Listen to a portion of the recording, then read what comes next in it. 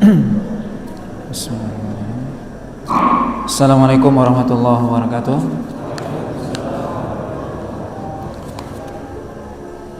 Innal hamdalillah nahmaduhu wa nasta'inuhu wa nastaghfiruh wa na'udzu billahi min shururi anfusina wa sayyiati a'malina.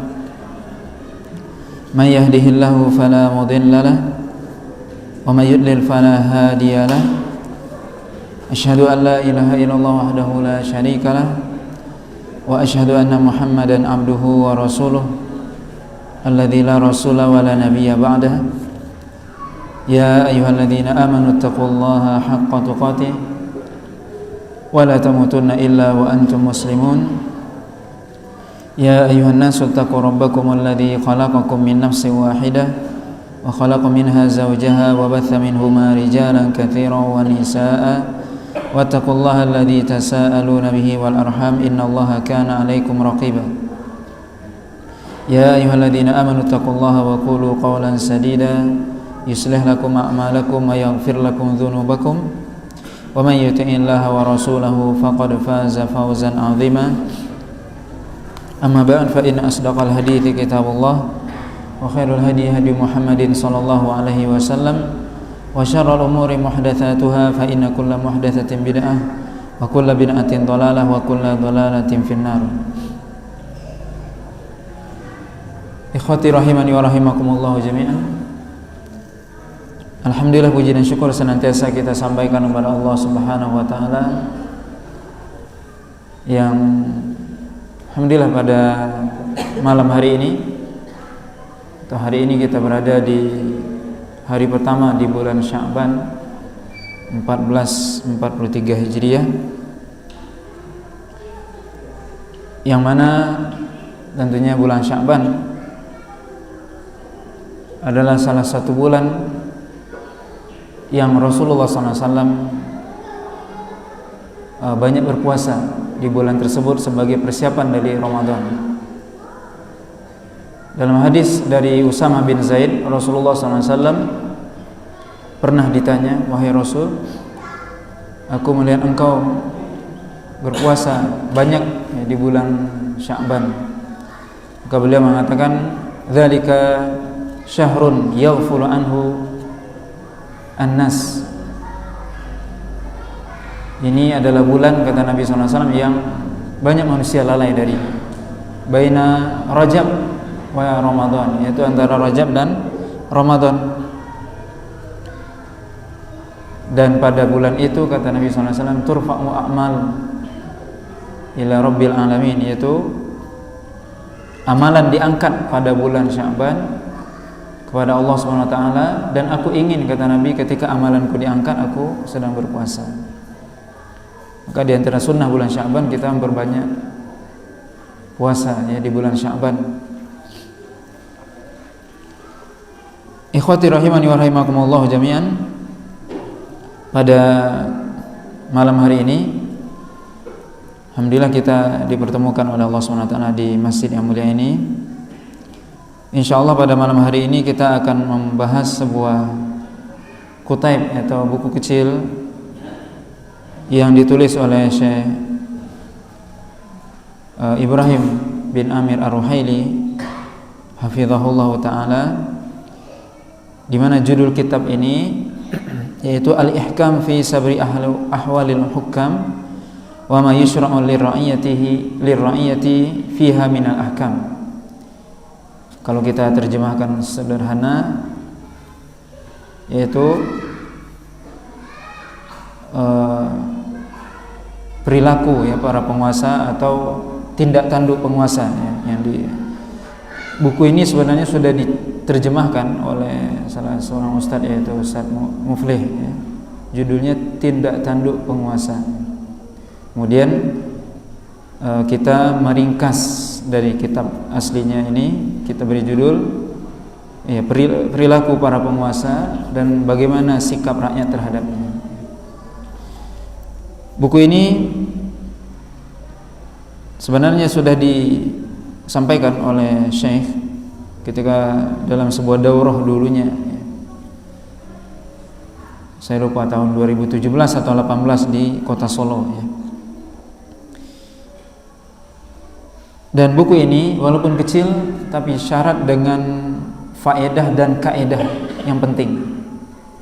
Di Kutaib ini, buku kecil ini, walaupun dia kecil bentuknya, halamannya sedikit, tapi syarat dengan penuh dengan faedah dan kaedah yang penting yang berkaitan dengan sikap kita terhadap penguasa. Tentunya salah satu simah ataupun ciri ahlu sunnah atau manhaj ahlu sunnah wal jamaah adalah mereka dalam dalam berinteraksi dengan para penguasa itu pertengahan. Dan memang ahlu sunnah wal jamaah salah satu prinsip dasar dalam ahlu sunnah adalah al-wasatiyah fi kullil umur, yaitu pertengahan dalam segala sesuatu. Kita bisa lihat ahlu sunnah itu pertengahan dalam masalah iman, yaitu dalam masalah iman, di mana ahlu sunnah berpendapat iman itu bertambah dan berkurang, bertambah dengan ketaatan, berkurang dengan maksiat. Ini bertolak belakang dengan dua sekte yang berbeda, yaitu Khawarij yang mereka mengatakan ketika seorang melakukan dosa besar maka imannya hilang. Berbeda dengan ini, bertolak belakang dengan sekte yang lain.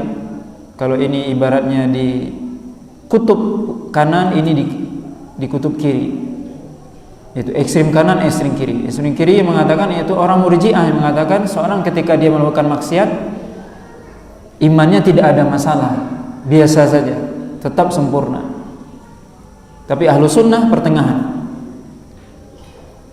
Begitu juga dalam masalah takdir, ahlu sunnah wasatiyah baina al-jabariyah wal qadariyah. Jabariyah yang mengatakan manusia itu disetir, ibaratnya robot, manusia tidak punya kehendak.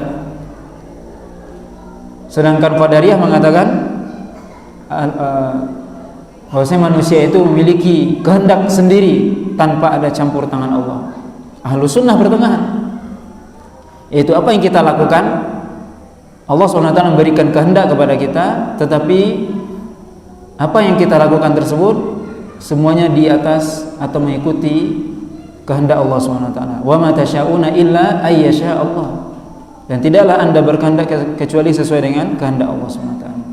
Begitu juga dalam masalah bagaimana berinteraksi dengan hukam atau para pemimpin penguasa. Pertengahan, tidak ekstrim, yaitu ketika penguasa misalnya melakukan perbuatan maksiat dan sebagainya, kemudian sedikit-sedikit menghujat, sedikit-sedikit mengkafirkan. Dan juga tidak di sisi yang lain membenarkan penguasa secara 100%, menjilat penguasa, tidak juga.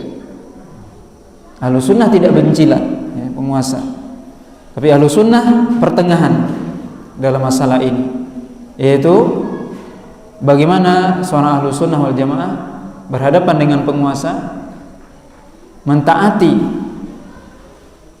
penguasa tersebut, pemimpin itu, selama mereka taat kepada Allah dan Rasulnya. Itu sifat, itu kaidah dan prinsip dasar ahlu sunnah yang harus kita ketahui. Maka buku kecil ini insya Allah memberikan faedah yang sangat banyak ya, dan bukunya cukup singkat ya, dan kita berusaha menyingkat ya. Di dalam buku ini, pembahasan ini ada beberapa hal ya yang akan disebutkan. Pertama adalah ada dua muqaddimah. Muqaddimah pertama, penulis menyebutkan dalil-dalil tentang wajibnya taat kepada pemimpin. Ini muqaddimah yang pertama, nanti akan kita sebutkan. Kemudian muqaddimah yang kedua, masalah-masalah atau faedah-faedah atau kaedah-kaedah penting yang berkaitan dengan masalah pemimpin yang diambil dari dalil-dalil. kaidah-kaidah umum dari dalil-dalil tentang kewajiban taat kepada pemimpin. Kemudian setelah itu baru pembahasan tentang inti dari kitab itu, yaitu ketika penguasa itu melakukan sebuah tindakan, maka nanti akan dibagi menjadi dua pembahasan, yaitu ketika seorang pemimpin dia melakukan sesuatu itu berkaitan dengan dirinya sendiri, dia melakukan sesuatu itu dirinya sendiri saja, dia tidak mengajak orang, bagaimana sikap kita? Yang kedua, ketika pemimpin itu mengajak orang untuk melakukan sesuatu, bagaimana juga sikap kita? Maka ini pembahasan ya dari secara singkat ya tentang pembahasan kita pada malam hari ini. Kita lihat yang pertama, yaitu kaidah muqaddimah yang pertama, yaitu dalil ya, dalam dalil-dalil tentang wajibnya atau patuhnya kepada pemimpin dan larangan untuk memberontak. Ini secara umum ya. Maka di sini beliau menyebutkan beberapa dalil ya. Pertama adalah firman Allah Subhanahu wa taala dalam surah An-Nisa ayat 59 yang insyaallah mungkin sebagian kita hafal. Allah Subhanahu wa taala berfirman, "Ya ayyuhalladzina amanu atti'ullaha wa atti'ur rasul wa ulil amri minkum. Fa in tanaza'tum fi syai'in farudduhu ila Allahi war rasul in kuntum tu'minuna billahi wal yawmil akhir. Dzalika khairu wa ahsanu ta'wila." Wahai orang beriman, taatlah kepada Allah dan taatlah kepada Rasul dan pemimpin di antara kalian. Dan maka dalam ayat ini disebutkan dan pemimpin di antara kalian. Pemimpin di antara kalian maksudnya pemimpin. Kalian maksudnya orang beriman. Maka ini ayat yang menyuruh kita untuk taat kepada pemimpin muslim. Karena Allah SWT mengatakan wa ulil amri minkum. Minkum kembali kepada amanu, orang yang beriman. Pemimpin dari kalian wahai orang beriman, yaitu pemimpin yang muslim. Maka wajib bagi kita taat ya. Ini ayat dalil pertama yang disebutkan. Kemudian dalil yang kedua, yaitu dalil dari hadis dari Ubadah bin Samit radhiyallahu taala anhu,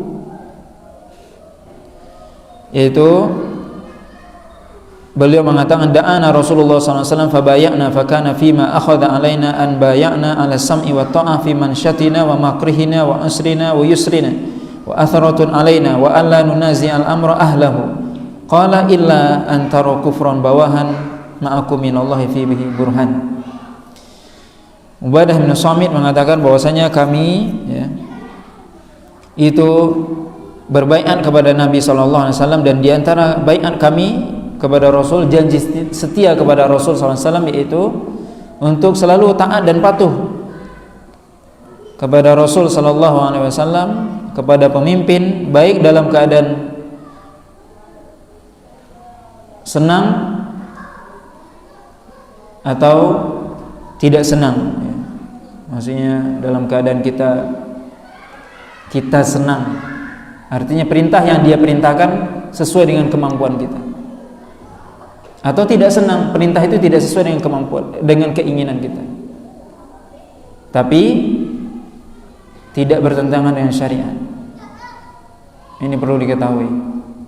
Taat dan patuh kepada pemimpin selama perintahnya, baik itu perintahnya sesuai dengan kemauan kita, pendapat kita, atau tidak sesuai dengan pendapat kita, tapi tidak bertentangan dengan syariat. Nah, ini yang perlu digarisbawahi. Fi usrina wa yusrina, baik itu dalam keadaan sempit atau dalam keadaan susah. Kecuali kata Nabi, kalau kalian melihat suatu kekufuran yang nyata. Hadis ini diriwayatkan oleh Imam Bukhari dan Muslim. Kemudian juga mungkin banyak ya, kita tidak akan baca semua. Anda bisa baca nanti ya. Kalau kita baca semua panjang nanti. Silakan nanti dibaca ya, dalil-dalil. Dan sebenarnya yang beliau sebutkan ini juga belum semuanya ya. Banyak dalil-dalil tentang kewajiban untuk taat dan patuh kepada pemimpin, ya.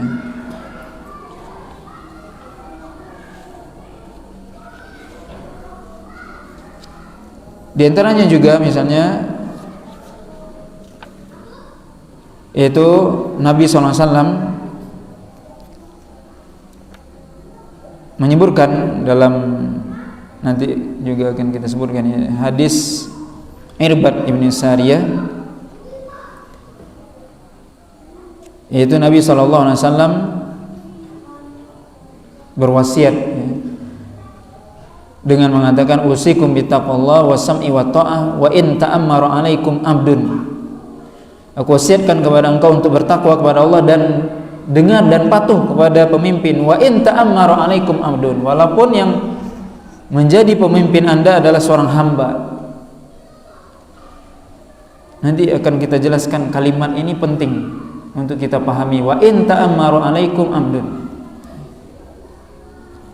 Kemudian Nabi juga menyebutkan dalam hadis riwayat Imam Muslim dari Alqamah, isma'u wa ati'u fa innama alaihim ma hummilu wa alaikum ma hummiltum, yaitu dengar dan patuhlah, taatlah, sungguhnya bagi mereka apa yang diwajibkan bagi mereka, yaitu bagi pemimpin mereka punya kewajiban dan kita punya kewajiban juga. Pemimpin itu kewajibannya apa? Mengayomi rakyatnya, memberikan hak rakyat, itu kewajiban mereka. Sedangkan kewajiban kita taat dan patuh kepada pemimpin itu, ya, selama perintahnya tidak bertentangan dengan syariat, ya. Maka Nabi SAW di sini mengatakan dengar dan patuh, taat kepada pemimpin, kewajiban mereka biar mereka yang lakukan, kewajiban kita yang lakukan, begitu. Tanpa harus kita misalnya dia tidak menunaikan kewajibannya, kita juga tidak melakukan kewajiban, itu tidak boleh, ya. Nanti akan kita sebutkan juga itu. Kemudian juga ya, disebutkan ijma' oleh Imam Nawawi, ya, adapun memberontak memerangi para pemimpin itu haram menurut kesepakatan kaum muslimin, walaupun mereka fasik, walaupun mereka zalim. Tentunya yang jadi permasalahan kita adalah pemimpin yang kita bahas ini adalah kalau pemimpinnya zalim tentunya. Kalau pemimpinnya adil tentunya itu enggak jadi permasalahan, ya. Yang menjadi problem itu biasanya kan pemimpinnya fasik atau zalim. Kata Imam Nawawi, ijma, sepakat para ulama bahwasanya dilarang kita memberontak walaupun pemimpin itu fasik ataupun zalim, ya. Itu disebutkan oleh Imam An-Nawawi dalam Syarah Sahih Muslim. Begitu juga Imam Ibnu Battal dan yang lainnya, ya, menyebutkan bahwasanya para fuqaha sepakat, ya, bahwasanya seorang pemimpin yang berkuasa melalui kudeta, walaupun dia menjadi pemimpin karena kudeta, mengkudeta pemimpin sebelumnya, wajib taat kepadanya selama dia masih mendirikan sholat. Maka ini ya diantara dalil, ya, dan sebenarnya masih banyak dalil, ya, yang menyuruh kita untuk ya taat kepada pemimpin selama pemimpin itu tidak menyuruh kepada yang bertentangan dengan syariat, ya. Kemudian kaedah-kaedah tentang pemimpin ini, ya. Pertama, suatu hal yang perlu kita ketahui, kepemimpinan dalam Islam itu sah dengan 3 cara. Pertama apa? Bai'at ahlul halli wal aqdi. Maksudnya seorang itu menjadi pemimpin dalam Islam itu melalui 3 cara. Pertama, dia dipilih oleh ahlul halli wal aqdi. Ahlul halli wal aqdi artinya adalah orang yang dia ahlul halli itu adalah majelis syuro yang terdiri dari para ulama dan para tokoh. Jadi majelis syura itu dalam Islam terdiri dari para ulama dan tokoh, orang-orang yang memiliki ilmu, cendekiawan dan sebagainya. Orang-orang yang memiliki ilmu, mereka sepakat untuk menunjuk si fulan menjadi pemimpin, maka itu sah. Itu mewakili seluruh rakyat. Jadi rakyat itu diwakili oleh para ulama dan para tokoh untuk memilih pemimpin mereka. Ini disebut ahlul halli wal aqdi. Sebagaimana itu terjadi di zaman siapa? Kepemimpinan Abu Bakar radhiyallahu ta'ala anhu. Walaupun sebagian ulama mengatakan Abu Bakar menjadi pemimpin itu, sebagian ulama mengatakan ada isyarat dari Rasulullah SAW, di mana Nabi SAW ketika beliau sakit maka disuruh Abu Bakar menjadi imam. Ini syarat dari Rasul bahwasanya yang akan menjadi pemimpin atau pengganti beliau khalifah setelah beliau adalah Abu Bakar. Begitu juga dalam sebuah hadis, seorang wanita datang kepada Nabi SAW dan mengatakan, wahai Rasul, kalau seandainya saya mendapatkan suatu permasalahan, kemudian saya tidak mendapati engkau, kepada siapa saya bertanya? Nabi mengatakan, tanyakan kepada Abu Bakar. Ini juga ya.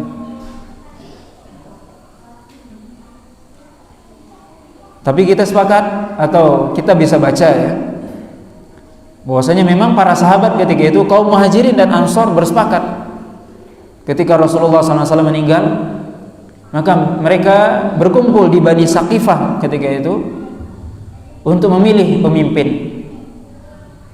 ya, dari kaum Muhajirin dan Ansor berkumpul, kemudian sepakat mereka untuk memilih Abu Bakar ya, ketika itu.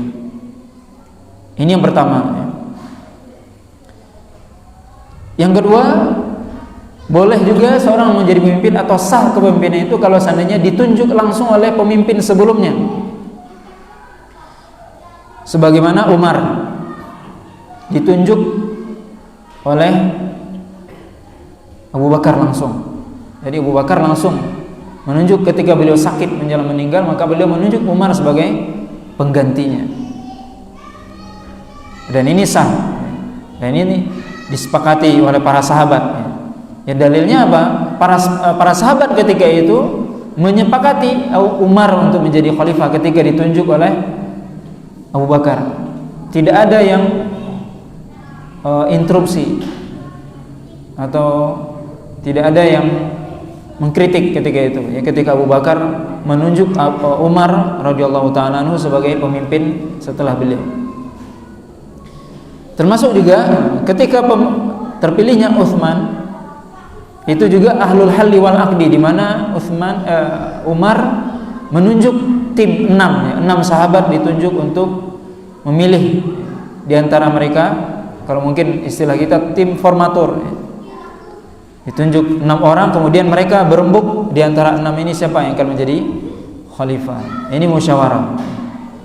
Ini semua ya terjadi di zaman para sahabat ya. Kemudian yang terakhir, sah seseorang itu menjadi pemimpin walaupun dia menjadi pemimpin karena mengkudeta pemimpin sebelumnya. Dalilnya adalah hadis Irbad bin Sariyah yang kita sebutkan tadi, bahwasanya Nabi SAW mengatakan, wa in ta'ammaru alaikum abdun. Coba kita perhatikan dalam hadis ini, wa in ta'ammaru alaikum.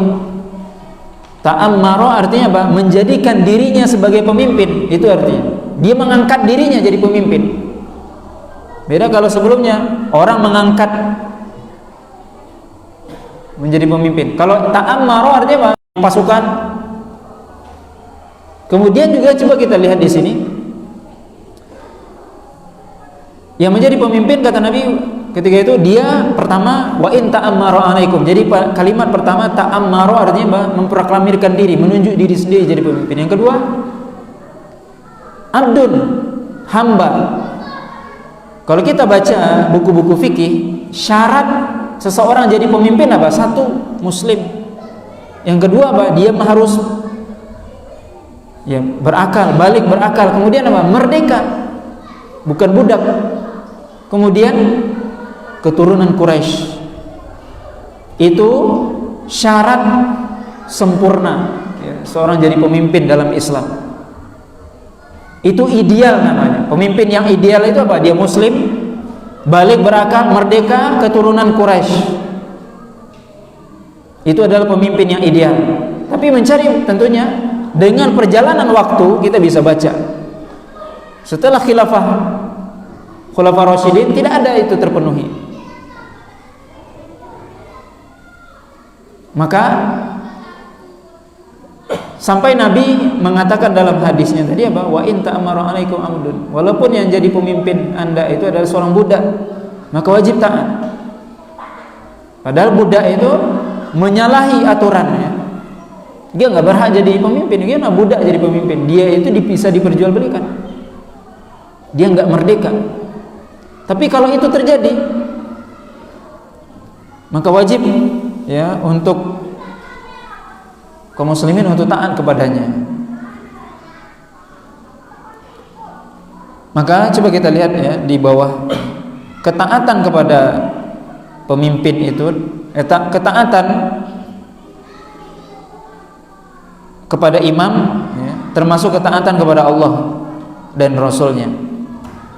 Bermaksiat kepadanya berarti bermaksiat kepada Allah dan Rasul. Rasulullah SAW mengatakan apa? Allah SWT tadi mengatakan dalam surah An-Nisa ayat 59. Kemudian Rasul SAW mengatakan, man ata'ani faqad ata'a Allah, wa man asani faqad asalla. Dalam riwayat ini disebutkan, man ata'al amir faqad ata'ani. Siapa yang taat kepadaku berarti taat kepada Allah. Siapa yang taat kepada pemimpin berarti dia taat kepadaku. Maka ketaatan kepada pemimpin berarti ketaatan kepada Allah dan Rasulnya. Sebaliknya, maksiat kepada pemimpin berarti maksiat kepada Allah dan Rasulnya. Tapi suatu hal yang harus diingat ya, yang ketiga apa? Ketaatan kepada Allah dan Rasulnya itu sifatnya mutlak. Kita wajib taat kepada Allah dan Rasul mutlak. Mutlak artinya bahwa tidak ada pengecualian, tidak ada pengecualian. Kita wajib taat kepada Allah dan Rasul. Tapi ketaatan kepada pemimpin itu tidak mutlak, tapi terbatas. Kapan kita taat kepada pemimpin? Selama dia taat kepada Allah dan Rasulnya, atau dia memerintahkan, selama yang dia perintahkan tidak bertentangan dengan perintah Allah dan Rasulnya. Allah SWT mengatakan, ya ayyuhalladzina amanu atii'ullah wa atii'ur rasul. Kemudian wa ulil amri minkum. Allah tidak mengatakan wa atii'u ulil amri. Itu menjadi dalil bahwasanya ketaatan kepada Allah dan Rasul mutlak. Tapi ketaatan kepada pemimpin itu tidak mutlak. Mengikuti ketaatan kepada Allah dan Rasulnya. Nabi SAW mengatakan innama ta'atu fil ma'ruf. Bahwasanya ketaatan itu hanya dalam hal yang ma'ruf, yang benar, yang baik. Berarti kalau dalam perkara maksiat yang tidak baik tidak boleh taat. Kemudian ketaatan kepada pemimpin itu disyariatkan untuk kemaslahatan umat. Nah, ini perlu diperhatikan juga. Ketaatan kepada pemimpin itu untuk kemaslahatan umat. Seperti tadi kita sebutkan, kalau seandainya ada seorang yang budak ya, yang dia memproklamirkan diri, mengkudeta, kita taat kepada dia bukan berarti kita rela atau ridho terhadap apa yang dia lakukan. Tidak, tapi untuk menjaga kemaslahatan umum. Kenapa? Sebab seandainya, kalau seandainya ini budak A ini dia memberontak kepada pemimpin sebelumnya, kemudian dia berkuasa, terus kita mengatakan, oh ini orang ini mendapatkan kepemimpinan dengan cara yang tidak benar atau dengan maksiat, terus gimana? Kita memberontak juga. Kita bisa bayangkan itu, tidak akan berhenti itu.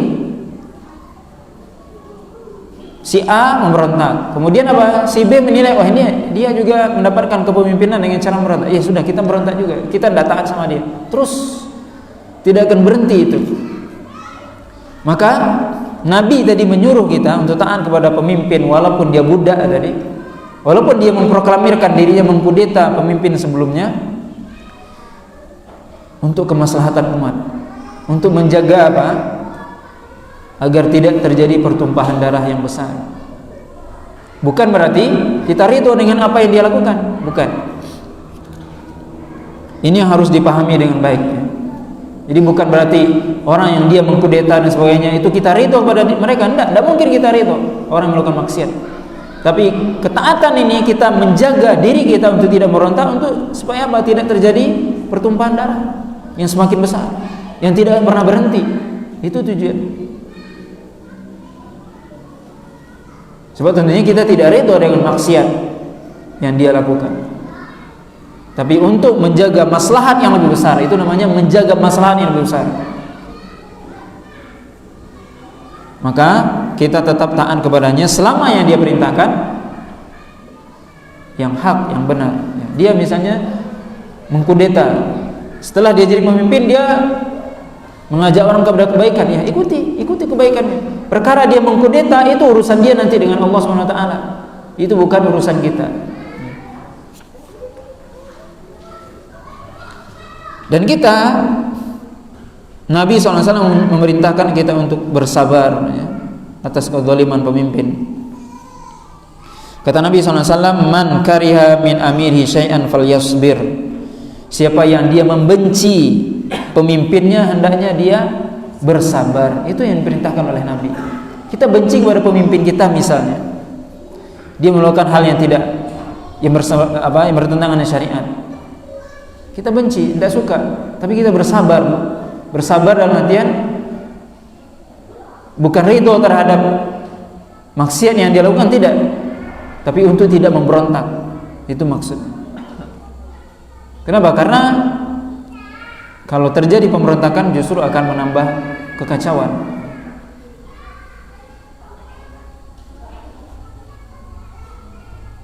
Kemudian jika seorang pemimpin tidak melakukan kewajiban kepada rakyatnya, maka tidak boleh rakyatnya melakukan hal yang sama sebagai balasan. Karena setiap orang akan diminta pertanggungjawaban terhadap kewajibannya. Itu yang kita singgung tadi di awal ya. Kalau seandainya pemimpin ini tidak menunaikan kewajibannya, apa kewajibannya? Kewajiban memimpin kepada rakyat apa? Ya memenuhi kebutuhan rakyatnya, mengayomi dan sebagainya. Dia tidak lakukan itu, memberikan hak-hak rakyatnya. Maka tidak boleh kita juga membalas keburukannya dengan keburukan dengan mengatakan, oh ya, saya juga tidak mau taat kepada dia. Apa dalilnya? Nabi SAW mengatakan, isma'u wa ati'u fa innama alaihim ma humilu wa alaikum ma humiltum. Dengar dan patuh, kata Nabi SAW. Sungguhnya kewajiban mereka adalah apa yang dipikulkan kepada mereka. Pemimpin itu mereka punya kewajiban. Biarkan mereka melakukannya. Mereka lakukan atau tidak itu urusan mereka. Wa alaikum ma humiltum, tetapi kalian juga punya kewajiban. Lakukan kewajiban kalian. Dalam hadis lain Nabi mengatakan apa? Addul ladzi ma alaikum, yaitu tunaikan yang menjadi kewajiban kalian. Sedangkan hak kalian minta sama Allah, kata Nabi sallallahu alaihi wasallam. Itu.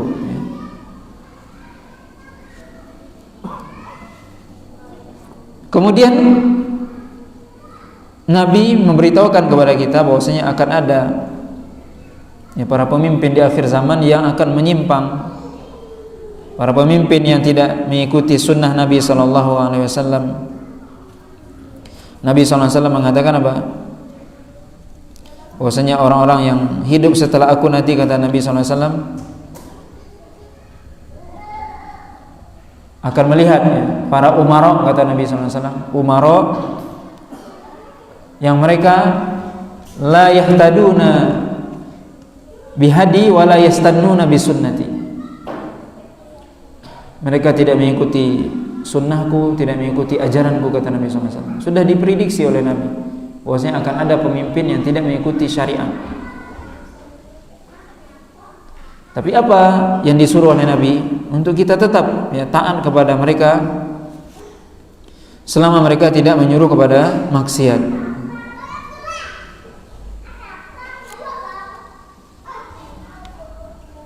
Kemudian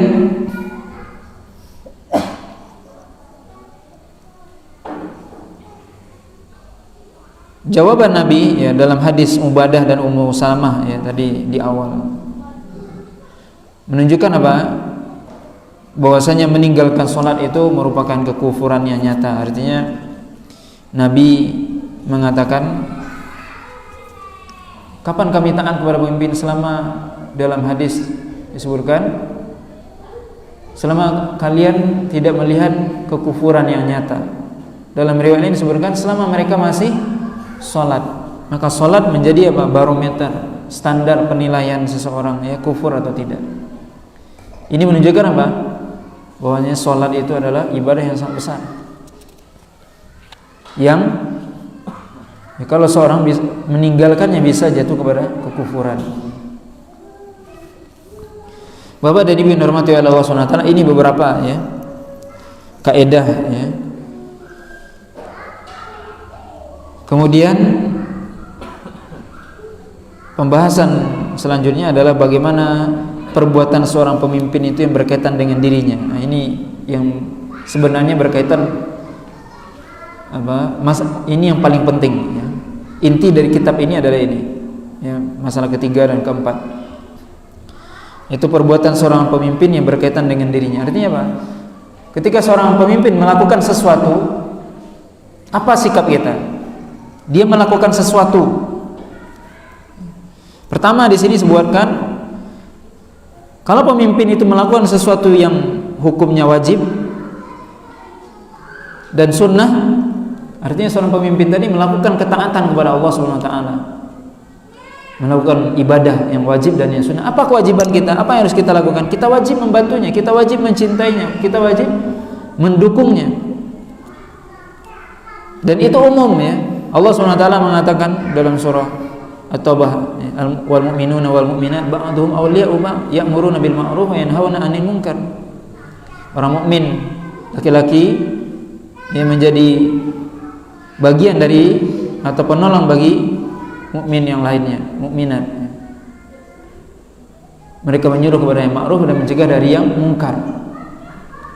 Artinya tidak hanya berlaku ini kepada pemimpin. Kalau kita melihat teman kita, orang mukmin secara keseluruhan, kalau dia melakukan kebaikan, perbuatan amal soleh, kita dukung, kita cintai. Begitu juga kalau yang melakukan itu adalah pemimpin. Kalau dia melakukan amal ibadah, melakukan suatu ketaatan, wajib kita membantunya, wajib kita mendukungnya. Kemudian yang kedua, kalau seandainya pemimpin itu melakukan suatu hal yang mubah, maka kalau seandainya hal itu melakukan suatu hal yang mubah, maka tidak ada kewajiban kita untuk mendukung atau tidak. Dia melakukan sesuatu yang mubah, maka tidak ada kewajiban untuk mendukung atau tidak.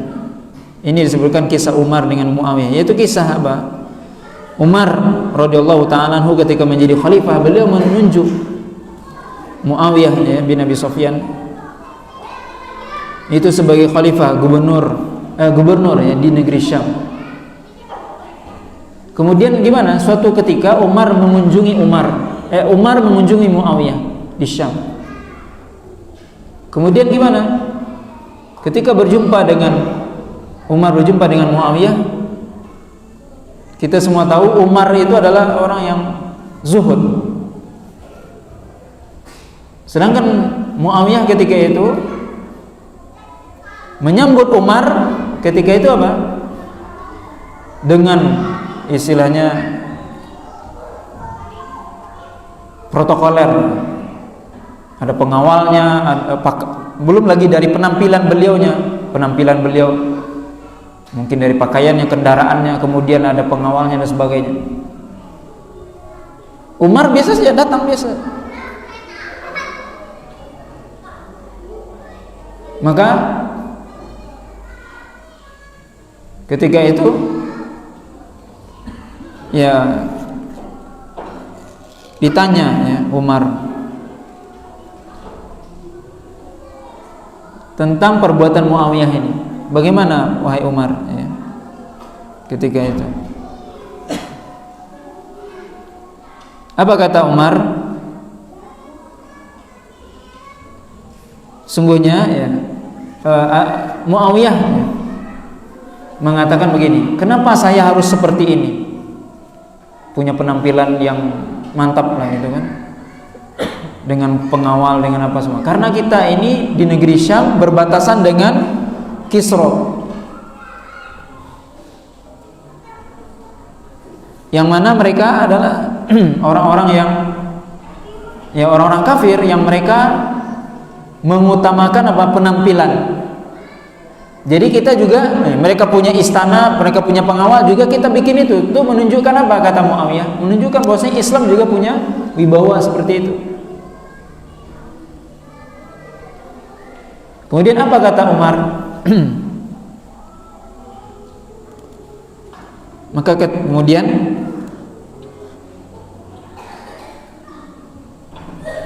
perkataan Amirul Mukminin yang terakhir, la amuruka wala anhaka, kata Umar, yaitu saya tidak melarang kamu dan saya tidak menyuruh kamu. Jadi Umar, kita bisa bayangkan ya, Umar itu pemimpin khalifah, tapi penampilan beliau biasa, nggak ada pengawal. Umar itu khalifah padahal, bahkan datang ke negeri Syam ketika itu sebelumnya untuk menerima kunci Baitul Maqdis itu dengan pembantunya saja, Aswad, berjalan berdua gantian. Pakaian Umar biasa-biasa saja. Sampai ketika itu dia, "Oh Umar, ini engkau akan menghadap ketemu dengan orang ini, harusnya diganti pakaian." Enggak, kata Umar apa? "Nahnu qaumun a'azzanallahu bil Islam, faman ittaba al-izzata bighairi al-Islam adzallahu Allah." Kita adalah suatu kaum yang mulia karena Islam. Mulia kita bukan karena pakaian penampilan, kata Umar, tapi karena Islam. Siapa yang mencari kemuliaan dengan selain Islam, Allah akan hinakan dia. Itu pendapat Umar. Muawiyah tidak. Kita ini tinggal di negeri Syam yang berbatasan dengan orang-orang kafir sana, yang mereka mengutamakan apa namanya, harus ada protokoler dan sebagainya. Kita juga harus memperlihat selama itu tidak bertentangan dengan syariat, ya saya juga lakukan. Makanya Umar mengatakan, la amurka wala anhaka, saya tidak menyuruh kamu dan tidak melarang kamu. Jadi Umar sendiri ketika melihat Muawiyah ketika itu dengan penampilannya, dengan protokoler, kalau bahasa kita pas pampresnya, itu tidak ada masalah. Kata Umar, ya terserah kamu lah gitu. Ini juga yang kita bisa lihat ya di zaman sekarang gimana? Ya pemimpin itu kan dia ketika misalnya dia punya istana misalnya seperti itu kan, punya kendaraan atau apa, itu dilihat ya, itu selama itu dengan tujuan ya untuk sebagai diplomasi semua, itu dibolehkan saja. Tidak perlu seorang juga apakah ini harus seperti Umar pula, enggak mesti ya. Apalagi di zaman kita sekarang misalnya. Jadi ada orang-orang juga yang berpikiran begini, pemimpin itu mestinya zuhud kayak Umar gitu kan. Anda bisa bayangkan semua orang harus kayak Umar kan gitu.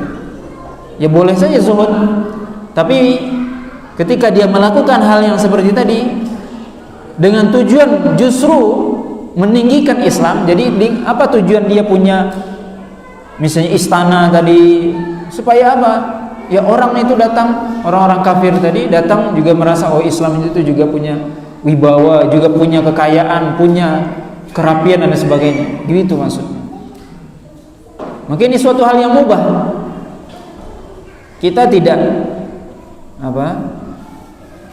tidak perlu mempersoalkan hal tersebut, karena ini hal yang mubah, ya, tidak bertentangan dengan syariat. Cukup ya, udah sholat kayaknya.